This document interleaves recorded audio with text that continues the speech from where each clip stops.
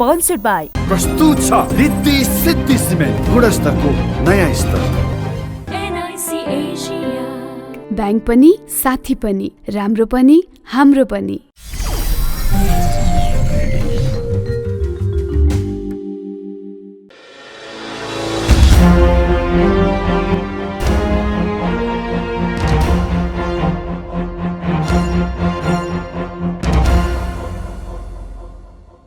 Accuracy, balance, credibility, यो ABC news. म कविराज विशी। कार्यक्रम हो अपरेसन बिग न्युज। सत्य समाचार खोज्ने, तथ्य प्रस्तुत गर्ने र प्रस्तुतिलाई सन्तुलित बनाउने हाम्रो प्रतिज्ञा हो। यही प्रतिज्ञा पुरा गर्ने खरो प्रयास हो अपरेसन बिग न्युज।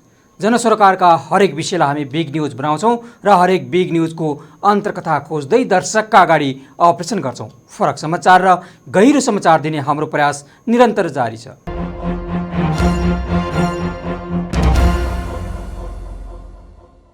दर्शकवृन्द, गृह मन्त्रालयले 20 पुसमा जिल्ला प्रशासन कार्यालयहरूलाई गरेको परिपत्रका आधारमा जिल्ला समन्वय समितिका प्रमुखसँग समन्वय गर्दै कर्सर बन्द गराउन प्रमुख जिल्ला अधिकारीहरूलाई भ्याइ नभ्याइ छ। कानुनले वैध रूपमा कर्सर दर्ता गर्ने, सञ्चालन गर्ने निश्चित विधि र प्रक्रिया तोकेका छन्, तर अहिलेसम्म कानुन नमान्दा पनि कर्सर उद्योगहरूले उन्मुक्ति पाइरहेका थिए। त्यसै कारण कर्सर उद्योगले नदी तथा खोला नियम विपरीत मेसिन प्रयोग गरेर ढुङ्गा र बालुवा निकालिरहेका छन्। हरेक वर्ष जिल्ला समन्वय समितिको संयोजन र प्रशासन कार्यालयहरूको अग्रसरतामा कर्सर उद्योगहरूको अनुगमन भइरहेका छन्, तर यस्ता नाम मात्रको अनुगमनले कर्सर उद्योगीलाई कानुन मान्न बाध्य पार्न सकिरहेको छैन।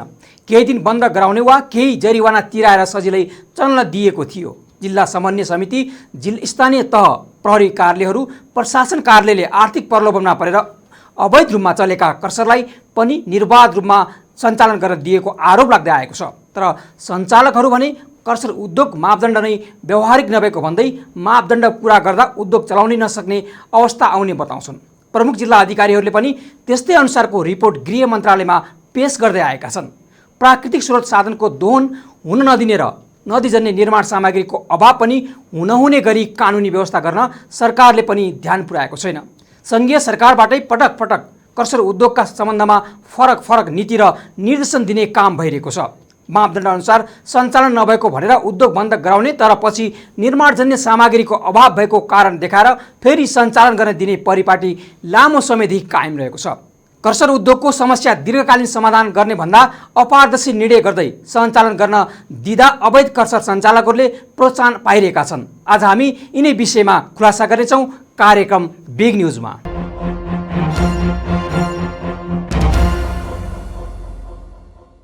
दर्शकवृन्द, गृह मन्त्रालयको तथ्याङ्क अनुसार देशभर करिब 1225 कर्सर उद्योग सञ्चालनमा छन्। यसरी सञ्चालित अधिकांश कर्सर व्यवसायमा वडा अध्यक्षदेखि मेयर, सांसद र नेताका लगानी छन्। कर्सर व्यवसायको पहुँच सिंहदरबारभित्रै प्रत्यक्ष रूपमा छ। त्यसका कारण गृह मन्त्रालयले मापदण्ड विपरीतका कर्सर उद्योग बन्द गर्न बारम्बार निर्देशन जारी गर्छ, तर यसमा प्रमुख जिल्ला अधिकारी, जिल्ला समन्वय समितिका पदाधिकारी र प्रहरीकै दोहोरो चरित्र देखिँदै आएको छ। तथापि पछिल्लो समय गत पुस 20 गते गृहले आक्रामक रूपमा अवैध कर्सर बन्द गर्न देशका 77वटै जिल्ला प्रशासनलाई परिपत्र गरेको थियो। त्यसयता पुस 28 गते बिहिबारसम्म 688 अवैध कर्सर उद्योग बन्द गरिएको गृह मन्त्रालयले जनाएको छ। सर्वोच्च अदालतले 2 वर्ष अघि नै मापदण्ड विपरीतका सञ्चालन गरिएका बालुवा प्रशोधन तथा कर्सर उद्योग बन्द गर्न आदेश दिएको थियो। सर्वोच्चको आदेश सरकारले कार्यान्वयन नगरेपछि सर्वोच्चले गत साउन 9 गते पुनः ताकेता गर्यो। सर्वोच्चले पटक यस्तो ताकेता गर्दै आएको छ, तर कर्सर सञ्चालकको राजनैतिक तथा प्रशासनिक पहुँच यति शक्तिशाली छ कि जुन दबाब थेग्न सिंहदरबारलाई नै हम्मे पर्ने गरेको छ।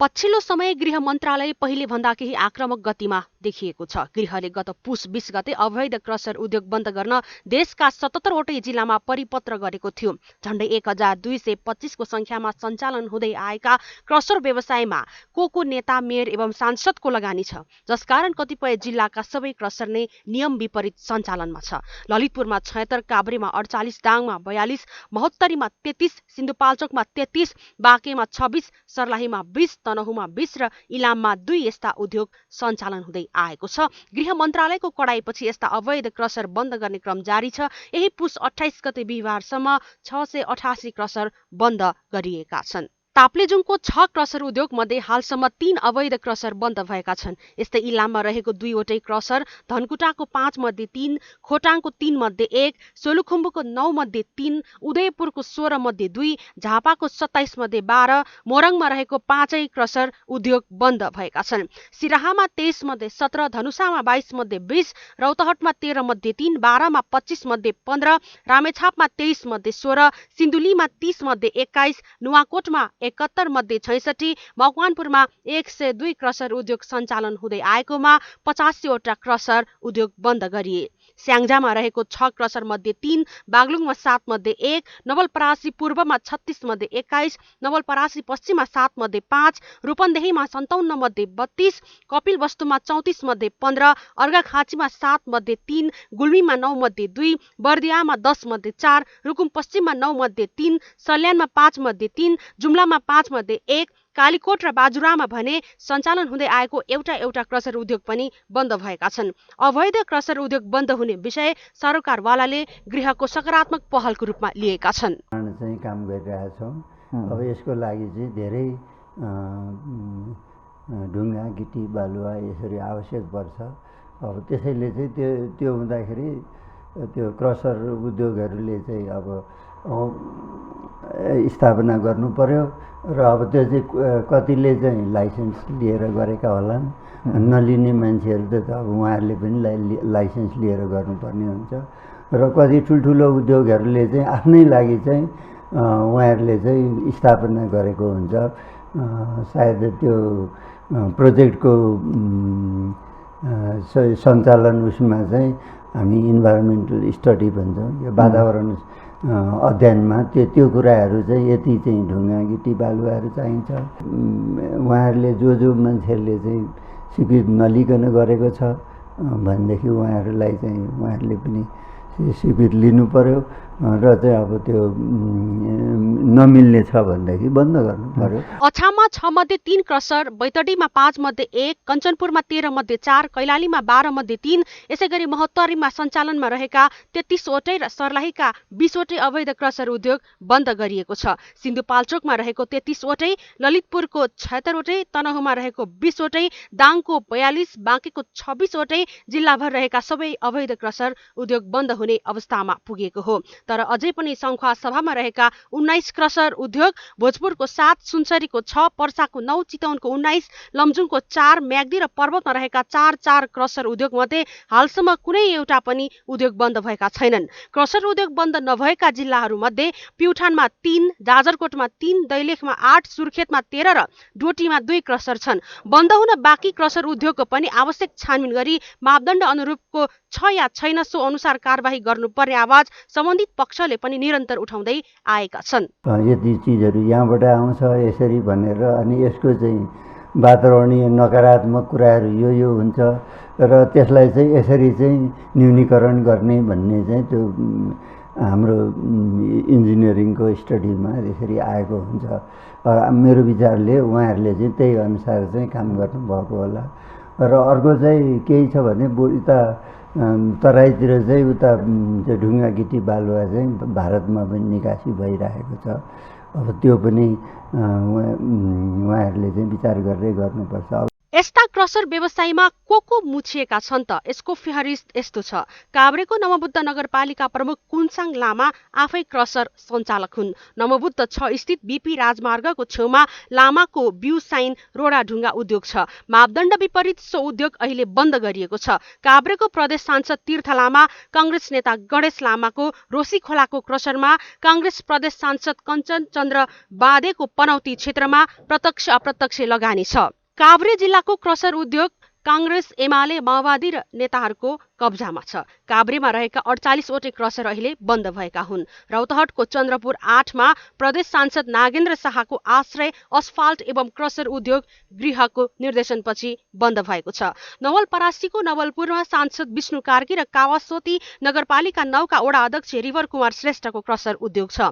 नुवाकोटमा एमाले नेताहरू नारायण खतिवडा, हिरानाथ खतिवडा तथा पूर्व मेयर सञ्जु पण्डितले क्रसर चलाउँदै आएका छन्। सिन्धुपाल्चोकमा पूर्व मन्त्री समेत रहेका दावा तामाङको अविरल इन्द्रावती क्रसर उद्योगमा लगानी छ। बागमती प्रदेशसभा सदस्य किरण थापा, पूर्व जिल्ला समन्वय समिति प्रमुख कृष्ण गोपाल तामाङ, पूर्व गाउँपालिका अध्यक्ष राजकुमार पौडेल, सिन्धुपाल्चोक उद्योग वाणिज्य संघका पूर्व अध्यक्ष कमल श्रेष्ठ लगायतका कांग्रेस, एमाले, एकीकृत समाजवादी र माओवादी केन्द्र सम्बद्ध नेताहरू क्रसर व्यवसायमा संलग्न छन्। केही ठूला कर्मचारीको पनि क्रसरमा शेयर लगानी छ। गृह मन्त्रालयबाट जति पटक आदेश आए पनि राजनीतिक दल र ठूला कर्मचारीको दबावमा अवैध क्रसर निर्वाध चल्दै आएका छन्। अवैध क्रसर बन्द गर्न थालिएसँगै व्यवसायीले भने सङ्घर्ष गर्ने बताएका छन्। उपयुक्त ठाउँको पनि त व्यवस्था गर्नु पर्यो नि त। सरकारले पनि त्यसलाई व्यवस्था त दिनु पर्यो। सरकारले उपयुक्त ठाउँ दिँदै त्यहाँनिर लगेर राखेनन् भनेदेखि बल्ल कारबाहीको दायरामा ल्याउनुपर्छ। तर जुन मापदण्ड तोकिएको छ यो चाहिँ पछिल्लो समयमा अगाडि नै अहिलेभन्दा झन् 10औं वर्ष 20औं वर्ष अगाडि दर्ता भएका क्रसरहरूको अब उहाँहरूलाई आफ्नो ठाउँमा अर्को ठाउँमा अन्यत्र ठाउँमा लैजानको लागि यो अहिले तोकिएको मापदण्ड जुन चाहिँ नेपाल सरकारले तोकेको मापदण्डभित्र लगेर राख्न सक्ने ठाउँै छैन। कुनै पनि ठाउँमा त्यो लगेर क्रसर लगेर राख्ने ठाउँ यो चाहिँ एप्रोप्रिएट छैन। अहिले जहाँनिर लगेर राख्छौँ हामी त्यहाँनिर चाहिँ उपयुक्त ठाउँहरू छैन। अहिले त्यसले गर्दाखेरि पनि उहाँहरूको 20 वर्ष अगाडि दर्ता भएको क्रसर छ। अब अहिलेसम्म 3 वर्ष भयो भन्नुहुन्छ उहाँहरूसँग हामीले एकचोटि हामीले संवाद पनि गरिसकेका छौँ। के हो त तपाईँहरूको ठ्याक्कै समस्या के हो भन्दाखेरि उहाँहरूले हाम्रो 20 वर्ष अगाडि 22 वर्ष 25 वर्ष अगाडि दर्ता भएको क्रसरहरू हो। त्यो बेलासम्म अहिले नवीकरण हुँदै गयो।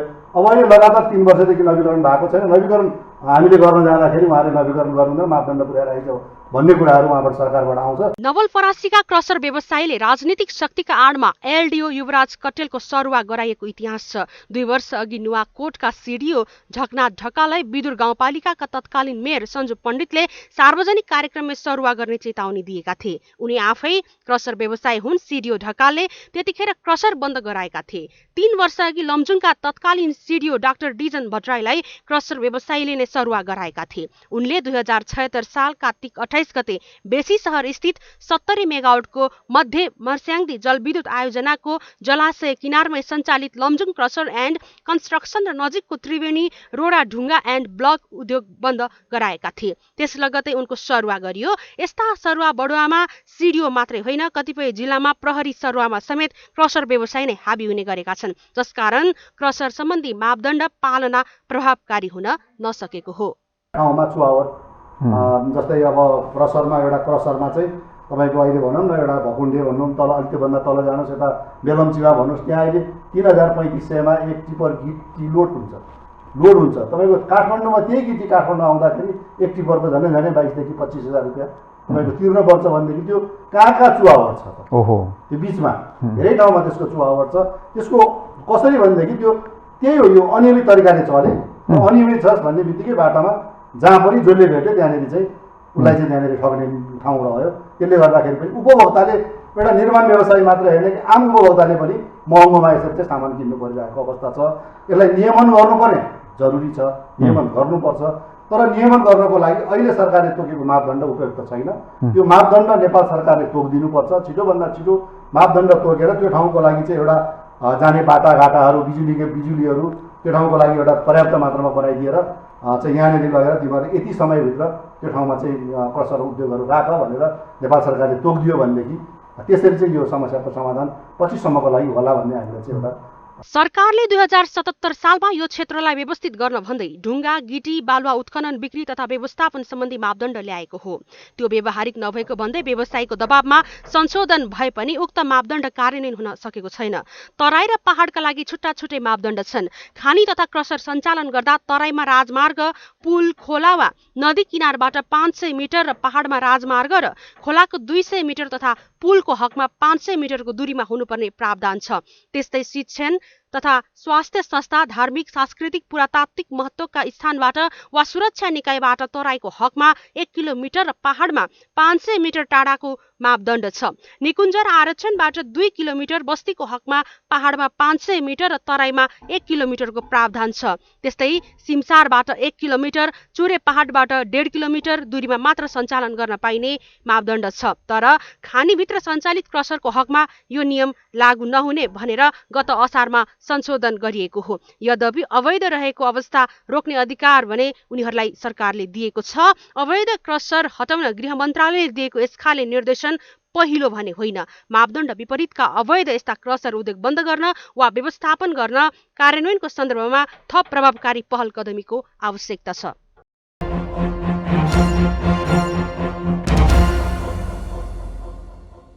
दर्शकवृन्द, क्रसरहरूको वातावरणीय प्रभाव, उद्योगहरूको समस्या, बजारको पहुँच, उपभोक्ता मूल्यमा पर्ने प्रभावदेखि विद्यमान कानुनको समय सापेक्षतालाई विचार गरेर लामो समयसम्म हुने गरी समाधान खोज्नुपर्ने देखिन्छ।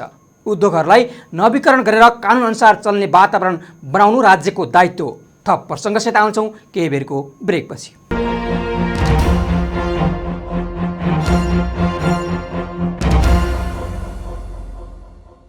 ब्रेकपछि फेरि स्वागत छ। तपाईँ बिग न्युजमा हुनुहुन्छ। दर्शकवृन्द, प्रदेश 1 मा 105 वटा अवैध क्रसर छन् भने मध्य प्रदेशमा 134 छन् भने बागमतीमा 588, गण्डकीमा 88, लुम्बिनीमा 103 र कर्णालीमा 44 छन् भने सुदूरपश्चिम प्रदेशमा 39 वटा अवैध क्रसर सञ्चालनमा छन्। अहिले विकास आयोजनाका लागि भनिएका क्रसर भने बन्द भएका छैनन्। यसअघि 2077 कार्तिकको तेस्रो साता अवैध क्रसर र खानीजन्य उद्योग बन्द गराउन एवं नवीकरण नगरी सञ्चालनमा रहेकालाई कानुनी दायरामा ल्याउन विभिन्न मन्त्रालयका मन्त्री र सचिवको बैठकले निर्णय गरेको थियो। तत्कालीन गृहमन्त्री रामबहादुर थापासहितको बैठकले 15 दिनभित्र यस्ता क्रसर र खानीजन्य उद्योग बन्द गराउन निर्णय गरेको थियो। त्यही बैठकले 77वटै जिल्लामा सञ्चालित ढुङ्गा, गिटी, बालुवा तथा खानीजन्य उद्योगको सङ्ख्या, मापदण्ड पालना गरे नगरेको तथा दर्ता भएको नभएको एकिन विवरण 7 दिनभित्र पठाउन पनि प्रमुख जिल्ला अधिकारीहरूलाई निर्देशन दिएको थियो। उक्त बैठकले बिना दर्ता सञ्चालित क्रसर तथा बालुवा प्रशोधन उद्योग बन्द गर्ने र गराउने निर्णय गर्यो। तर यस्ता अवैध उद्योग व्यवसायमा ठेकेदार, जनप्रतिनिधि, गुण्डा तथा शक्ति केन्द्रसँग निकट रहेका व्यक्तिहरू को मिले मतमा शर्त मापदण्ड विपरीत बिना दर्ता अवैध उत्खनन तथा दोहन भइरहेको छ। नेता कार्यकर्ताको लगानीदेखि सबै खाले मिलिमत्तका कारण विगतदेखि यसअघि गरिएका सबै पहल परिणाममुखी बन्न सकेका छैनन्।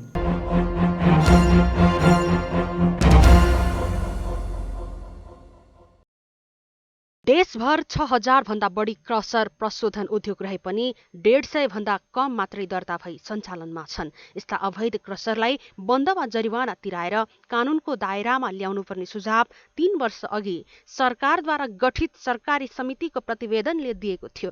तर प्रतिवेदन कार्यान्वयन त परको कुरा, वन र नदी नालाको सौन्दर्य नै सखाप पारेर दोहन गर्ने प्रवृत्ति झनै बढ्यो।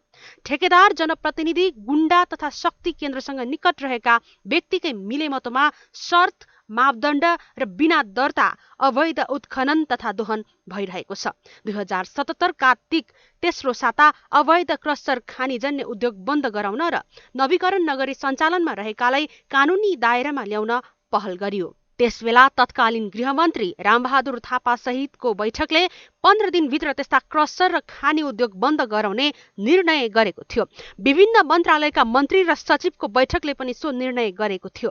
त्यही बेला पनि देशका 77 वटै जिल्लामा सञ्चालित ढुङ्गा, गिटी, बालुवा तथा खानीजन्य उद्योगको सङ्ख्या, मापदण्ड पालना गरे नगरेको तथा दर्ता भए नभएको यकिन विवरण 7 दिनभित्र पठाउन पनि प्रमुख जिल्ला अधिकारीहरूलाई निर्देशन दिएको थियो। बैठकले बिना दर्ता सञ्चालित क्रसर तथा बालुवा प्रशोधन उद्योग बन्द गर्ने तथा गराउने निर्णय गरेको थियो। तर यी सबै पहलको बावजुद पनि सबै प्रयास प्रतिफलविहीन बन्यो। यो क्रसर उद्योगहरू अथवा गिटी बालुवाहरू यिनीहरू चाहिँ नभई हुँदैन र द सेम टाइम चाहिँ के भने 3000को चाहिँ 25000 रुपियाँ तिर्ने चाहिँ त्यसरी चाहिँ बीचमा बिचौलिया चाहिँ अरूले चाहिँ पैसा उठाउने त्यो पनि बन्द हुनुपर्छ।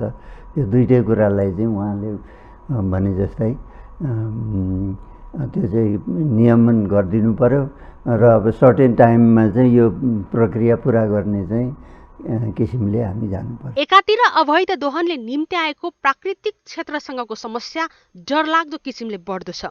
नेपालमा मात्रै सीमित नभएको कमजोर र कान्छो पहाडको रूपमा चिनिने चुरेको अस्तित्व र यसको संरक्षण गर्नुपर्ने चर्चा वर्षौंदेखि हुँदै आएको नै छ।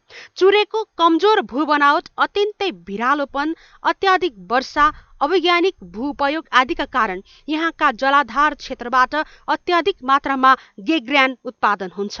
ती गेग्र्यान नदीको मार्ग हुँदै तल्लो तटीय क्षेत्रमा बगेर आउँछन्। चुरेबाट तराई आइपुग्दा खोलाको भिरालोपन घटेर थिग्रेनी बनाउने क्षमता पनि त्यही अनुपातमा कम हुन्छ। यसै कारण चुरेबाट बग्ने तराईका खोलाहरूमा अत्यधिक थिग्रेनी थुप्रिएर भूसतह वर्षेनी बढ्ने क्रममा छ। यसरी सतह बढेका खोलाबाट प्राविधिक मापदण्ड पूरा गरी ढुङ्गा, गिटी, बालुवा उत्खनन गर्नुपर्ने हुन्छ। संसारमा अन्य देशहरूले मरुभूमिलाई हरियालीमा परिणत गरिरहेका छन्, तर हरियो वन नेपालको धन भन्दै आएका हामीले चाहिँ भएको हरियाली समेत संरक्षण गर्न नसकेर मरुभूमिकरणतर्फ उन्मुख हुनु आफैमा विडम्बनापूर्ण विषय बनेको छ। चुरे संरक्षणको विषय 2027 सालदेखि 2032 सालसम्मको चौथो पञ्चवर्षीय योजनामै आएको थियो। तत्काल चुरे, तराई लगायत मध्ये पहाडी क्षेत्रका भूभागमा रहेको खडेरीको समस्यालाई दीर्घकालीन रूपमा न्यूनीकरण र निवारण गर्न स्थानीय जनतासँगको सहकार्यमा वर्षातको पानी सङ्कलन, जल तथा जलाधार व्यवस्थापनका कार्यक्रम कार्यान्वयन गर्न अत्यावश्यक देखिन्छ। तर देश विकासका मुद्दा बोकेर राजनीतिमा होमिएका पुराना एवं पाका नेतादेखि सबैजसो पार्टीका नेताहरू नै अवैध क्रसर धन्दामा लाग्नु दुर्भाग्यपूर्ण स्थिति बनेको छ। वातावरण त अब जस्तो केही बनायो भनेदेखि सुरुमा त केही बिग्रिन्छ र पछि त्यसलाई चाहिँ काम सकिएपछि त्यसलाई चाहिँ के पुनर्स्थापन गर्नुपर्ने हुन्छ। वृक्षारोपण गर्ने जस्तो खानी चलाउँदा अथवा जे गर्दा पनि पहिला के हुन्छ भनेदेखि त्यसलाई चाहिँ पहिले चाहिँ पछि यो गर्ने भनेर चाहिँ वातावरण अध्ययन गरेर चाहिँ सुरुमा यसरी काम गर्ने, सकिएपछि यसरी यसलाई चाहिँ सम्याएर चाहिँ यसलाई चाहिँ वातावरण अनुकूल बनाउँदै जाने भन्ने चाहिँ सबै देशमा हुन्छ। हामीले पनि त्यसै गर्नुपर्छ। 2071 चैतमा सिन्धुपाल्चोकका तत्कालीन स्थानीय विकास अधिकारी युवराज कटेल सुनकोशी नदी किनारमा सञ्चालित क्रसर अनुगमनमा निस्किएका थिए। अनुगमनका क्रममा अरनिको राजमार्गसँगै सार्वजनिक जग्गा अतिक्रमण गरी इन्द्र रत्न क्रसर उद्योग सञ्चालन गरेको भेटिएको थियो। सदरमुकाम चौतारा फर्किएका उनले जिल्ला विकास समितिका अधिकृत गोकुल बस्नेतलाई सुरक्षाकर्मीको टोलीसहित क्रसरमा ताला लगाउन पठाए। राजनीतिक दबावमा क्रसर खुलाउन व्यापारीले चलखेल गरे। त्यसको केही दिनमै मुख्य सचिव लीलामणि पौडेलले ताला लगाएको विषयमा कटेलसँग जवाफ मागे। कानुन विपरीत क्रसर चलाएको भन्दै ताला नखोल्ने अडान कटेलले लिएपछि पौडेलले साथ दिए। त्यसपछि कटेल विरुद्ध क्रसर सञ्चालक अख्तियार पुगे। अख्तियार प्रमुख थिए लोकमान सिंह कार्की। कार्कीकै आदेशमा अख्तियारले ताला खोल्न कटेललाई पत्र पठायो। उनले पुरानै अडान दोहोर्याए। केही महिनामै उनको सरुवा भयो। सर्वदलीय बैठकले क्रसर खोल्ने निर्णय गर्यो। त्यसपछि क्रसर निर्वाध सञ्चालन भइरहेको छ। 2071 मा सिन्धुपाल्चोकका अवैध क्रसरलाई कारबाही गर्दा सरुवामा परेका कटेल 2074 मा नवलपरासीको स्थानीय विकास अधिकारी हुँदा पनि क्रसर व्यवसायीकै दबावमा सरुवा भए। नवलपरासीमा उनले 21 क्रसरलाई राजस्व हिनामिनाको कसुरमा 12 करोड जरिवाना माग्दा विसहित अदालतमा मुद्दा दर्ता गरेका थिए। मुद्दा दर्ता गरेर फर्किएका कटेललाई कार्यालय नपुग्दै प्रधानमन्त्री कार्यालयले सङ्घीय मामिला मन्त्रालयबाट वन मन्त्रालयमा सरुवा गरेको थियो। नेपालमा यस्ता अवैध उत्खनन तथा कानुन विपरीत गतिविधि नियन्त्रण गर्न प्रमुख जिल्ला अधिकारी र प्रहरी प्रशासनलाई सदैव अधिकार भए पनि दुवै निकायले यस विषयमा अनदेखा गर्छन्। अवैध क्रसरलाई कारबाही गर्न केन्द्रबाटै प्रयास भए पनि व्यापारीको दबाव र प्रभावमा रोकिने गरेको छ। यद्यपि क्रसर सञ्चालक एवं व्यवसायीले मापदण्ड नपुगेका उद्योग व्यवस्थापन गरेर मापदण्ड पुर्याइने वचनबद्धता दिँदै आए पनि यो कार्यान्वयन हुन भने नसकेको हो। त्यही सामानको मूल्य काठमाडौँमा आउँदा त्यो बेलामा 50,000 रुपियाँ पनि हामीले तिर्यौँ। त्यो एउटा तितो अनुभव र एकचोटि सरकारले आफ्नो व्यवहार अगाडि आउने बित्तिकै बन्द गरिदिनुहुन्छ अनि फेरि खोल्नुहुन्छ। तर त्यसको अन्तिमसम्मको अब निराकरण कसरी जाने त भन्ने कुराहरू त्यसमा चाहिँ कोही पनि नलागिदिने भयो कि यहाँनिर। अब जस्तै अहिलेको पनि भोलि सम्भवतः खुल्ला, एक हप्ता खुल्ला, अब एक हप्तापछि खुल्ला। अब यो पछि चाहिँ के गर्ने त, यसलाई कसरी अगाडि बढाउने, यो क्रसरहरूलाई यसलाई चाहिँ लामो समयसम्म सधैँभरिको लागि चाहिँ सञ्चालन गर्नको लागि कस्तो मापदण्ड बनाउने भन्ने कुराहरूमा चाहिँ कोही पनि पछाडिबाट त्यहाँ लागेको देखिएन कि त्यहाँ चाहिँ कुनै पनि सरकारहरू त्यसतर्फ ध्यान दिएको देखिएन। एउटा एकचोटि अगाडि आयो टक्क बन्द गरिदिइहाल्यो। अब के छ भनेदेखि गृहको निर्देशन पाउने बित्तिकै त सबै ठप्प भइहाल्छ त्यहाँनिर कसैले पनि। यस्ता अवैध दोहनले चुरे लगायत अतिवृष्टि अनावृष्टि खडेरी लगायत जलवायु परिवर्तनमा सोझै नकारात्मक असर पर्दै आएको छ। छिमेकी मुलुक भारतको उदाहरण लिने हो भने पनि राजस्थान लगायतका सुक्खाग्रस्त भूभागमा जल तथा जलाधार व्यवस्थापनका कार्यक्रम सफलतापूर्वक कार्यान्वयन गरी आत्मनिर्भरको उपाय अवलम्बन गरेको देख्न सकिन्छ। इजरायलमा पनि यस खाले विकल्प अपनाइएको छ। हामीले अरू यस्ता देशबाट पनि यस खाले समस्याको सकारात्मक समाधानका लागि शिक्षा एवं प्रेरणा लिन जरुरी छ।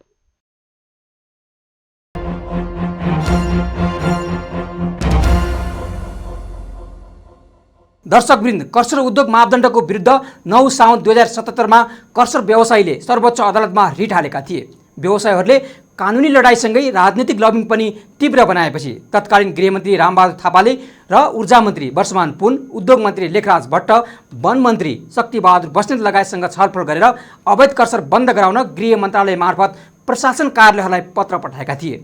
25 कार्तिक 2077 सबै अवैध कर्सरको अनुगमन प्रतिवेदन गृह मन्त्रालयमा पठाउन जिल्ला प्रशासन कार्यालयहरूलाई भनिएको थियो।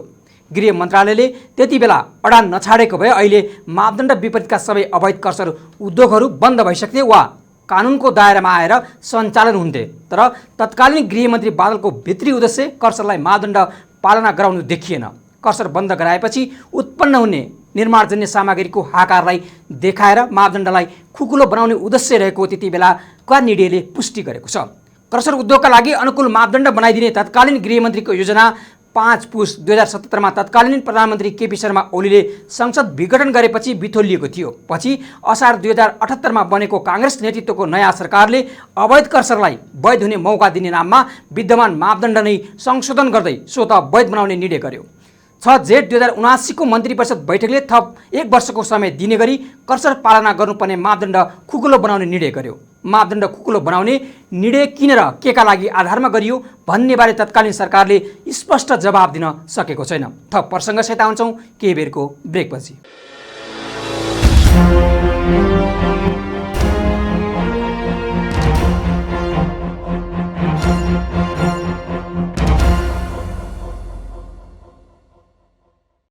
ब्रेकपछि फेरि स्वागत छ। तपाईँ बिग न्युजमा हुनुहुन्छ। दर्शकवृन्द, विश्वव्यापी रूपमा जलवायु परिवर्तन तथा यसले प्रत्यक्ष वा अप्रत्यक्ष रूपमा पर्ने गरेको असरको विभिन्न सेमिनार, गोष्ठी तथा कार्यक्रममा बहस हुने गरेको छ। खास गरी नेपालको तराईमा मात्र होइन, नेपालसँग सिमाना जोडिएका उत्तर भारतमा धेरै भूभागमा समेत चुरे क्षेत्रको नकारात्मक क्रियाकलापको असर पर्न सक्छ।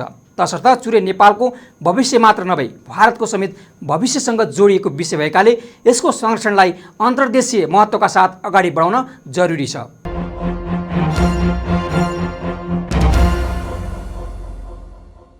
सरकारले अवैधानिक एवं अप्राकृतिक रूपमा भइरहेको प्रकृतिको दोहन रोक्न विभिन्न नीति निर्देशिका ल्याउने गरेको छ। मङ्सिर 4 को प्रतिनिधि तथा प्रदेशसभा सदस्यको निर्वाचन यता फरक परिणाम र परिस्थितिपछि प्रधानमन्त्री पुष्पकमल दाहाल प्रचण्ड नेतृत्वको सरकारमा गृहमन्त्री छन् राष्ट्रिय स्वतन्त्र पार्टीका सभापति रवि लामिछाने।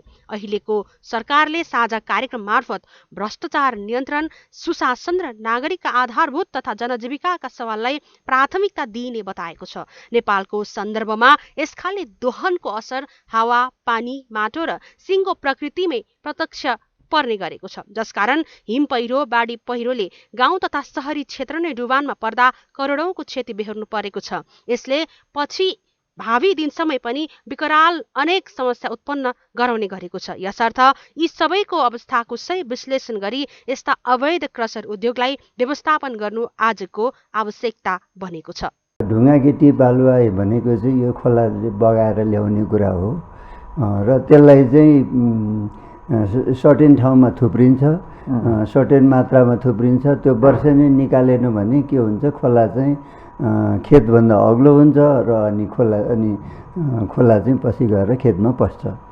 त्यसो हुँदाखेरि त्यो चाहिँ निकाल्ने पनि एउटा चाहिँ हामीले चाहिँ टाइममा निकालेर वर्षेनी निकालेर त्यसलाई चाहिँ खोला चाहिँ डेप्थ पनि मेन्टेन गर्नुपर्छ। र अब कुनै कुनै देश विकसित देशहरूमा चाहिँ उनीहरूले के गर्छ भने तटबन्ध गर्दाखेरि नै त्यो एक ठाउँमा बालुवा थुप्रिने, एक ठाउँमा गिटी थुप्रिने अथवा एक ठाउँमा चाहिँ ढुङ्गा थुप्रिने किसिमले डिजाइन गरेर चाहिँ त्यो कर्भ मिलाएर चाहिँ यसरी पनि गरेको हुन्छ। राष्ट्रपति चुरे तराई मधेस संरक्षण कार्यक्रमलाई राष्ट्रिय गौरवको आयोजनाका रूपमा घोषणा गरी कार्यान्वयन गरेको 7 वर्षभन्दा बढी बितिसकेको छ। कार्यक्रममा 8 अर्ब खर्च भइसक्दा पनि राष्ट्रिय स्तरमा ठोस प्रतिफल देखिएको छैन। चुरे क्षेत्रमै केन्द्रित भएर योजना कार्यान्वयन गर्ने निकाय छैन।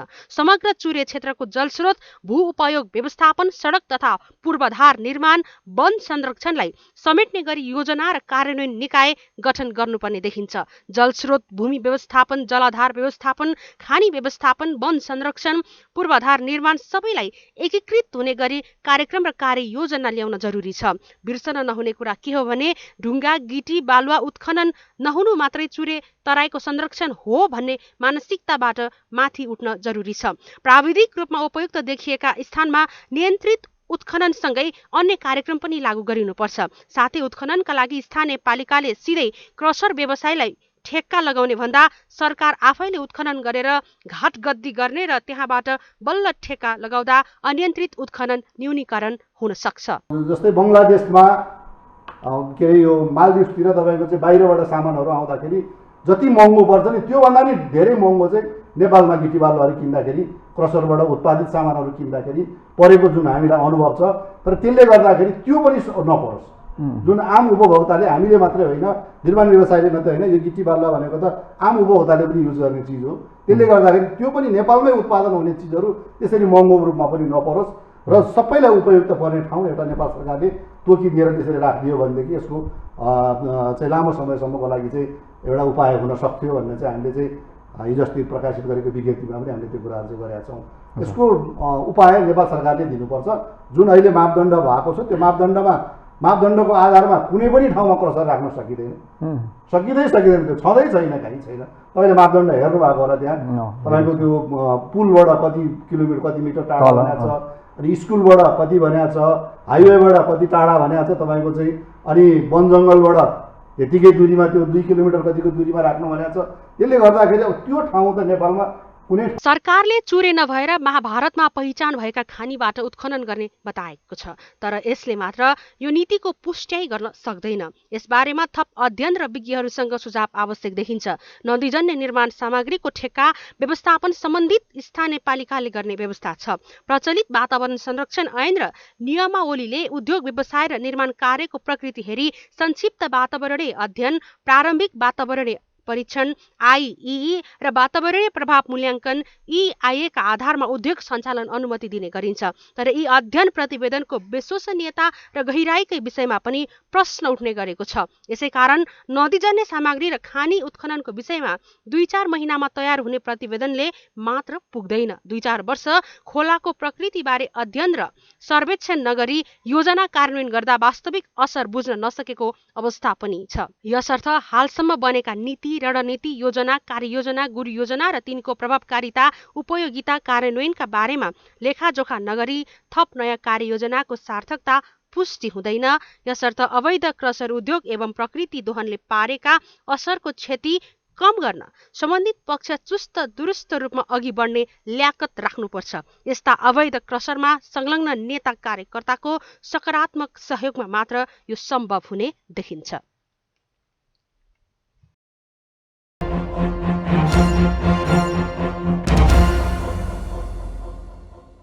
दर्शकवृन्द, गृह मन्त्रालयले अवैध क्रसर उद्योग बन्द गर्न 77वटै जिल्ला प्रशासन र प्रहरीलाई निर्देशन दिएको एक सातामा 635वटा उद्योगमा ताला लागेको छ।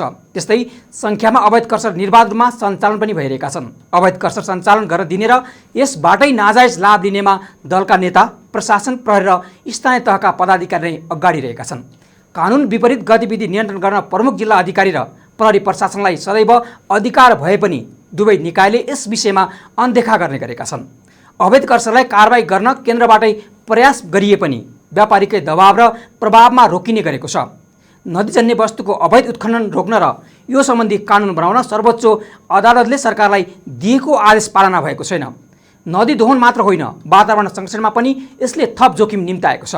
देशभर 6000 भन्दा बढी क्रसर प्रशोधन उद्योग रहे पनि 150 भन्दा बढी कम मात्रै दर्ता गरी सञ्चालनमा रहेको र अवैधलाई बन्द वा जरिवाना तिराएर कानुनको दायरामा ल्याउनु पर्ने सुझाव 3 वर्ष अघि सरकारद्वारा गठित सरकारी समितिको प्रतिवेदनले दिएको थियो। तर प्रतिवेदन कार्यान्वयन त परको कुरा हो। वन नदी नालाको सौन्दर्य नै सराखा पारेर दोहन गर्ने प्रविधि बढेको छ।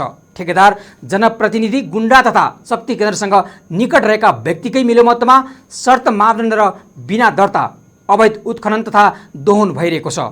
अपरेसन आज सकिन्छ, भोलि अर्को बिग न्युजको अपरेसन गर्नेछौँ। गाउँ सहर दुनियाँ बिउजाउने हाम्रो अभियान जारी छ।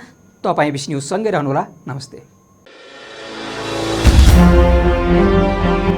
Sponsored by प्रस्तुत छ रिद्धि सिद्धि सिमेन्ट, गुणस्तरको नयाँ स्तर। ब्याङ्क पनि साथी पनि, राम्रो पनि हाम्रो पनि।